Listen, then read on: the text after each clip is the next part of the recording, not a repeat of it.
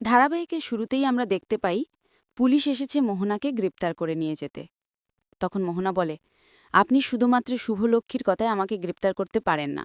আমি একজন রেপুটেড ডক্টর। আর আমাকে যে অ্যারেস্ট করতে এসেছেন, আপনাদের কাছে কি প্রমাণ আছে আমার বিরুদ্ধে? তখন আদি বলে, তোমার বিরুদ্ধে পাকা প্রমাণ আছে। বলেছিলাম না, এইবার আর বাঁচবে না। এটা বলে আদি গিয়ে একটা মোবাইল নেয়, যেটার মধ্যে মোহনার সব কথা রেকর্ড করা আছে। মোহনা বলে, আয়ান, তুমি আমাকে এইভাবে তাকালে? আদি বলে, আমি শেষবার বলছি, আমি আয়ান নয়, আমি আদৃত রয়, শুভলক্ষ্মীর বর। আর এই পৃথিবীতে কেউ আমাদের কখনো আলাদা করতে পারবে না। শুভ বলে, তোমার পাপের ঘড়া পূর্ণ হয়েছে। এবার আমি তোমার সব পাপ খুঁজে বের করব আর তোমাকে শাস্তি দেব। স্বপ্নাকেও আমি খুঁজে বের করব। মোহনা বলে, শুভ, ভুলে যেও না, যেখান থেকে শেষ হয় সেখান থেকে আবার শুরু হয়। আজ তোমরা যা করলে এটা শুরু, শেষটা আমি করব। তারপর পুলিশ মোহনাকে গ্রেপ্তার করে নিয়ে যায়।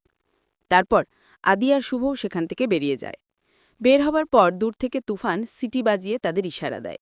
তারা সবাই তুফানের কাছে গেলে তুফান বলে, দেখলে তো, শেষ মুহূর্তে তুফান কেমন খেলাটা ঘুরিয়ে নিল। শুভ বলে, আজকে ও না থাকলে সত্যি আমরা মোহনার হাত থেকে বেঁচে বেরোতে পারতাম না। আসলে তুফান শুভকে মেরে ফেলার অভিনয় করেছিল শুধু। তুফানই সেই ঘরে মোবাইল রেখেছিল মোহনার সব কীর্তি বের করার জন্য। মোহনাও তাদের চালানুযায়ী শুভকে মেঝেতে পড়ে থাকতে দেখে বিশ্বাস করে নেয় শুভ মারা গেছে। তাই সে আদিকে এসে গড়গড় করে নিজের সব কুকীর্তির কথাগুলো বলতে থাকে, আর সেগুলো মোবাইলে রেকর্ড হয়। তখন আদি তুফানকে ধন্যবাদ জানায়। তুফান বলে, আমি ধন্যবাদের জন্য কিছু করিনি, আমার এই সুন্দর মুখটাই আমার কাল হয়ে দাঁড়িয়েছে। আমার বেবিডাল ভেবেছিল আমি বস্তির ছেলে, পাক্কা বোকা, তাই আমাকে দিয়ে খুন করাতে চেয়েছিল। কিন্তু ও একটা জিনিস ভুলে গেছে, তুফান জালি মাল, তাই ওর জালিয়াতি আগেই ধরে ফেলেছি। আমি জালি হয়েও মন থেকে ভালো মানুষ। শুভ বলে, যখন আমি জানলাম তুমি নকল আদি সেজে আমাদের বাড়িতে বসে আছো, তখন সত্যি তোমার উপর আমার রাগ হয়েছিল। কিন্তু আজকে সে তুমি আমাদের মোহনার হাত থেকে বাঁচালে। তুফান বলে, তুমি কিন্তু হ্যাভি ডেঞ্জারাস। রোজ রোজ আমার উপর যা করেছ, কিন্তু আজকে থেকে কোনো রাগ যাবে না। শুভ বলে, তোমার উপর আমার আর কোনো রাগ নেই। তুফান বলে, তোমরা ভালো থাকলেই আমি খুশি। আর কেশবকে ভালোভাবে মানুষ করো, আমার মতো তৈরি করো না। আর তোমাদের বাড়ি গিয়ে প্রথমবার আমি মায়ের আদর পেলাম, ভালোই লাগছিল, একটা পরিবার পেয়ে। সবাইকে তুফানে সালাম জানিও। শুভ বলে, আমি কেন জানাবো, তুমি নিজে গিয়ে বলে এসো যা যা বলার আছে। তুফান বলে, না না, ওই বাড়িতে আমি যাব না। এই বলে তুফান তাদের থেকে বিদায় নিয়ে চলে যেতে নেয়। যেতে যেতে তুফানের ওই বাড়ির কথা মনে পড়ে। সে মোহনার কথায় শুভ আর আদির ক্ষতি করতে এসেছিল, কিন্তু আদিদের বাড়ির সবার ভালোবাসা পেয়ে তার মন পাল্টে যায়। জীবনের প্রথমবার সে কারও ভালোবাসা পেয়েছে।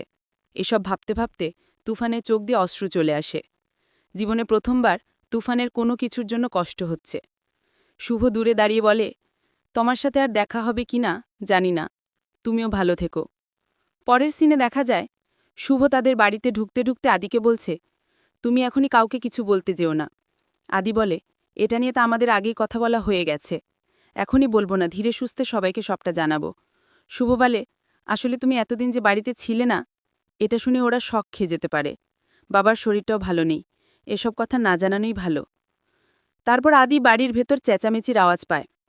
শুভ আর আদি বাড়িতে ঢুকে পুলিশকে দেখতে পায়।